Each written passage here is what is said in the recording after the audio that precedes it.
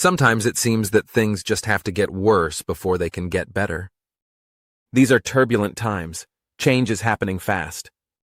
Some think change is overdue, that we are restoring past values. Others see the destruction of noble American ideals. No one can see the future. There is no apparent plan. There is no shared vision. The root cause is that our government now is the two-party system. The three branches of government have been overwhelmed by the two political parties. Political parties thrive on polarization. But polarized government is poor government. An issue resolved is an issue that cannot be used against the other party. It is not a matter of electing the right people, although we should continue to try. Fortunately for us, our founding fathers laid down a path for us to bypass the two political parties, at least with regard to election of the president. The path is peaceful. No need for violence, no need for changes in the Constitution. Political parties themselves are not the problem. Free assembly is a basic right of the people, and political parties can be effective in organizing people to promote their just causes and concerns. But political parties have no formal or legal status inside the government, at least as it was created by our founding fathers. Political parties are non-governmental organizations, and the people are best served if political parties are kept out of the inner workings of government. The major power brokers, the media, the corporations, interest groups, foreign powers, and billionaires focus their efforts directly on the two political parties, because to control the parties is to control the government.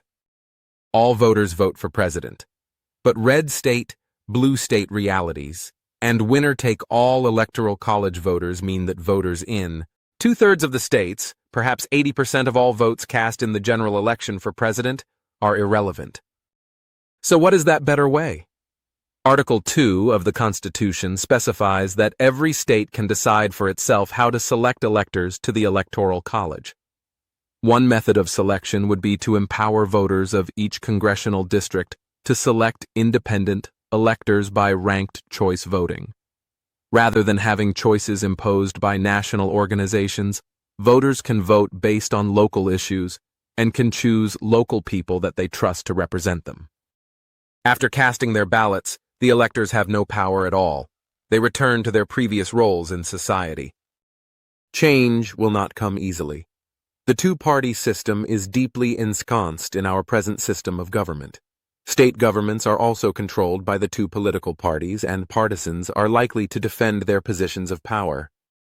On the other hand, there is no downside to even a single state adopting the independent elector model. If, in the general election, pledged electors determine the outcome, then independent elector states are no worse off than if their electors had also been pledged. On the other hand, if the Electoral College vote is not sufficient to elect the president, then a decision goes to the House of Representatives, where each state has a single vote. Party leaders of the minority party may be willing to make significant concessions in order to obtain support from the independent electors in return for their votes. Compromise, not confrontation, will be the road to power. What type of people are likely to be chosen as independent electors? Voters would choose individuals they know and trust, leaders in their state or communities, local people who will look out for local interests, individuals who have a good reputation. The turbulence and polarization of our present condition have exposed the weakness of the two-party system. We don't have to settle for a return of the previous status quo. We can do better than that.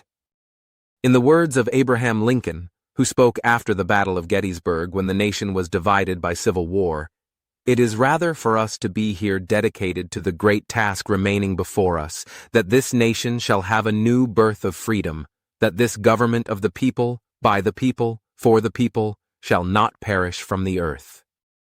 The election of independent electors is a good start. We can make it happen.